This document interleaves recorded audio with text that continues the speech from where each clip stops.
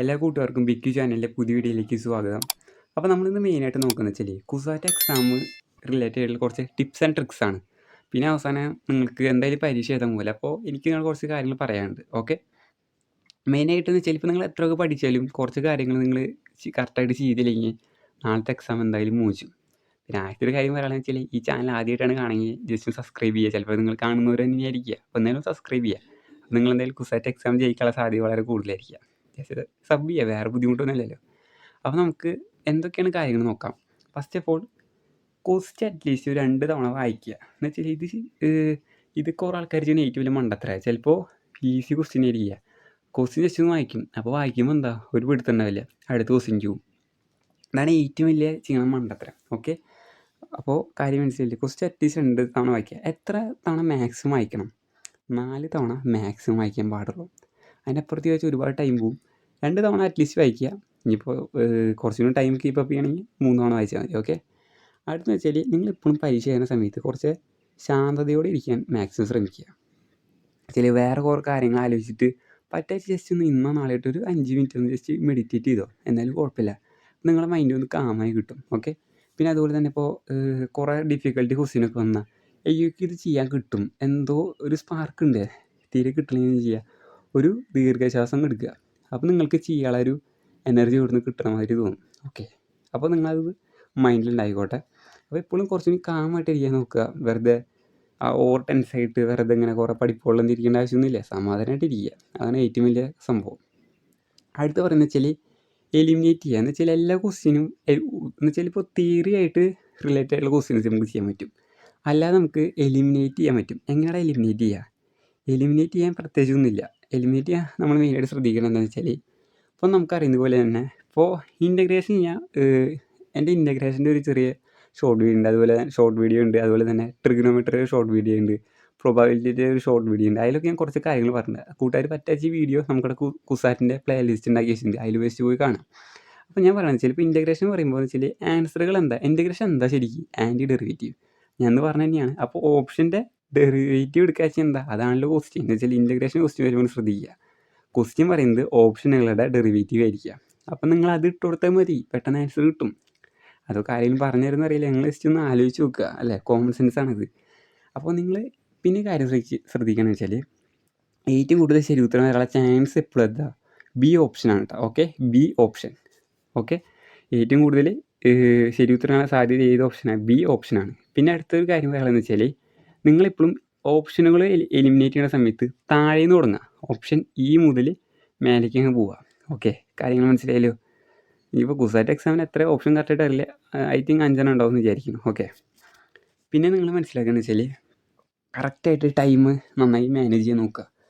Okay, അതെന്താ സംഭവം എന്ന് വെച്ചാൽ ഈ കുറേ ആൾക്കാരുണ്ട് ഇങ്ങനത്തെ എൻട്രൻസ് എക്സാമിന് പോകുന്ന സമയത്ത് ചിലപ്പോൾ കിടന്നു പറഞ്ഞ ആൾക്കാർ അവസാനം വെറുതെ റാൻഡായിട്ട് ഇങ്ങനെ മാർക്കും. അതൊക്കെ ശുദ്ധ മണ്ടത്തരാണ്. അറ്റ്ലീസ്റ്റ് നിങ്ങൾ പരീക്ഷ എഴുതാൻ വന്നു, ആ ഒരു മര്യാദയെങ്കിലും കാണിക്കുക, നല്ലേക്ക് ഉള്ള സമയം ഉപയോഗിക്കുക. എന്ന് വെച്ചാൽ ഇപ്പോൾ നിങ്ങൾക്കിപ്പോൾ ഒന്നും പഠിച്ചില്ല, അപ്പോൾ വിചാരിക്കുക സപ്പോസ്, അപ്പോൾ നിങ്ങൾ നന്നായി പഠിച്ചതെന്ന് വെച്ചാൽ അറ്റ്ലീസ്റ്റ് പ്ലസ് ടുവിൽ എവിടെയെങ്കിലും ഒരു ഓർമ്മയുള്ള എന്തെങ്കിലും ഒരു ക്വസ്റ്റ്യൻ ഉള്ളൂ, ആ തിയറി മാത്രമേ അറിയുള്ളൂ, അതിൻ്റെ മേലെ ഇരുന്ന് നിങ്ങൾ ഫുൾ ടൈം, അല്ല ജസ്റ്റ് ഞാൻ പറയുന്നതാണ്. അപ്പം അങ്ങനെ നിങ്ങൾ ടൈം ഒന്നും പഠിച്ചില്ലെങ്കിൽ പോലും, അപ്പോൾ പഠിക്കുന്നവർക്ക് അറിയാലോ എങ്ങനെ ചെയ്യേണ്ടതെന്ന്. മാക്സിമം നിങ്ങളുടെ സമയം ഉപയോഗിക്കുക. കാരണം നിങ്ങളുടെ എക്സാം ഇനി വേറെ എക്സാം അടുത്ത പോലെ എഴുതുന്നില്ല നിങ്ങളുടെ മൈൻഡിൽ ഈ പരീക്ഷ എഴുതണം.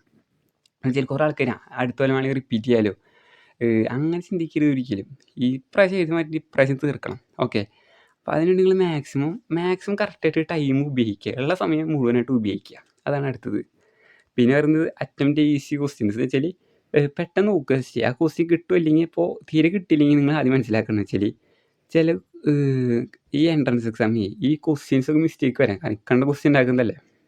ഇപ്പോൾ കുസാറ്റൊക്കെ അറിയാം 200 സംതിങ് ക്വസ്റ്റ്യൻസിൽ അതിൽ എന്തെങ്കിലും ഒരു ക്വസ്റ്റ്യൻ തെറ്റിക്കൂടെ, ഇഷ്ടംപോലെ ക്വസ്റ്റ്യൻ തെറ്റാൻ സാധ്യതയുണ്ട്, എത്ര വലിയ മഹാ ഉണ്ടാക്കുകയാണെങ്കിലും. ഓക്കെ, അപ്പോൾ അതുകൊണ്ട് നിങ്ങൾ എന്ത് ശ്രദ്ധിക്കണം, ചിലപ്പോൾ ക്വസ്റ്റ്യൻ തെറ്റണം, അപ്പോൾ അതും തന്നെ ഇങ്ങനെ അതുമേ കടിച്ചു തൂങ്ങിയിരിക്കരുത്. ഓക്കെ, അപ്പോൾ അടുത്ത ക്വസ്റ്റ്യനിക്ക് നിങ്ങൾ മാറണം. അപ്പോൾ അതുപോലെ ഈസി ക്വസ്റ്റ്യൻസ് ഒരു നോക്കുക, ഇല്ലെങ്കിൽ നിങ്ങൾ ജസ്റ്റ് ഇപ്പോൾ മാർക്ക് ഫോർ റിവ്യൂല് അത് ഇട്ട് വയ്ക്കുക, എന്നിട്ട് പിന്നെ എപ്പോഴെങ്കിലും ഒരു അവസാനമാണെങ്കിൽ ജസ്റ്റ് ഒരു ഓടിച്ചു നോട്ടം പോവുക. ഓക്കെ, അടുത്ത നമുക്ക് പറയാനുള്ളതെന്ന് വെച്ചാൽ, അപ്പോൾ നമ്മൾ ടൈം മാനേജ്മെൻറ്റിനെ പറ്റിയൊക്കെ പറഞ്ഞു. അടുത്ത നമുക്ക് പറയുന്നത് വെച്ചാൽ PYQs ആണ്. നിങ്ങൾ ഇതുവരെയായിട്ട് PYQs ഒന്നും ചെയ്തിട്ടില്ലെങ്കിൽ നമ്മൾ പറയാ വെച്ചാൽ PW ഇല്ലേ, അടിപൊളി ചാനലാണ്. അവർക്ക് നല്ല എഫേർട്ട് ഇട്ടിട്ട് തന്നെ സംഭവം സെറ്റ് ആക്കിയിട്ടുള്ള പ്രൊമോഷനൊന്നുമല്ല. ഞാൻ ജസ്റ്റ് കുറച്ച് പിള്ളേരൊക്കെ പറഞ്ഞ് നോക്കിയപ്പോൾ അത് നന്നായി ചെയ്തിട്ടുണ്ട്. അതുകൊണ്ടാണ് ഞാൻ പറഞ്ഞത്. അപ്പോൾ കൂട്ടുകാരെന്താ അത് പോയി കണ്ടിട്ട് നിങ്ങളെന്ത് ചെയ്യുക, അറ്റ്ലീസ്റ്റ് ഇതായിട്ട് ചെയ്യാത്തവരാ 2 PYQലും ചെയ്തിട്ട് പരീക്ഷയ്ക്ക് പോയാൽ മതി.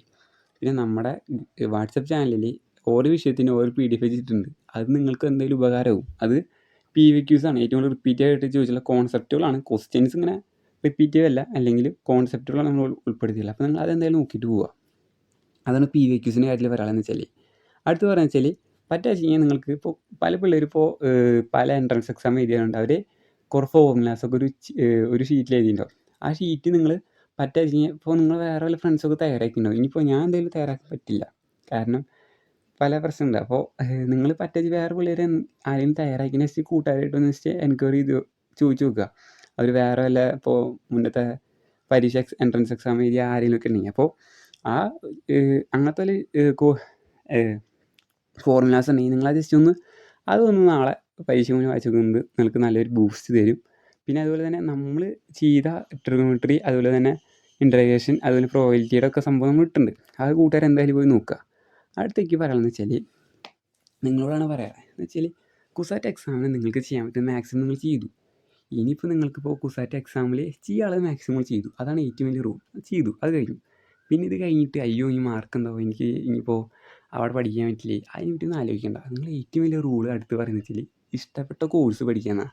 ഇഷ്ടപ്പെട്ട സ്ഥലത്ത് പഠിക്കണം നിർബന്ധമൊന്നുമില്ല. ഇഷ്ടപ്പെട്ട കോഴ്സ് നന്നായി പഠിച്ചാലും നിങ്ങൾക്ക് നിങ്ങളുടെ ലൈഫ് സെറ്റാക്കാൻ പറ്റും. അല്ലാതെ ഇപ്പോൾ അവിടെ തന്നെ പഠിച്ചാൽ മാത്രമേ ലൈഫ് സെറ്റാവുന്നൊന്നുമില്ല. അത് ആദ്യം നിങ്ങൾ മനസ്സിലാക്കിക്കുക.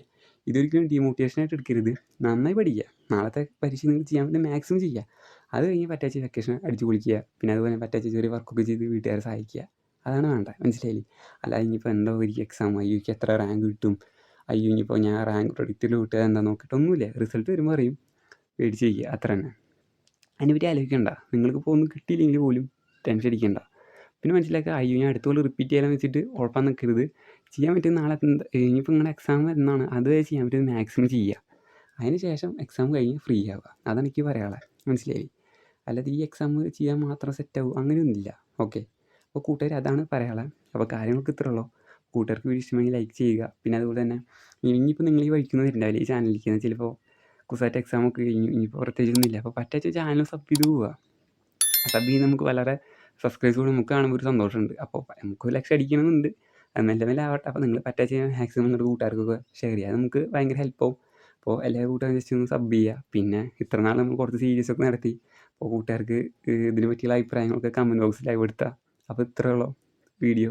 Thank you. All the best for exams. Okay, thank you.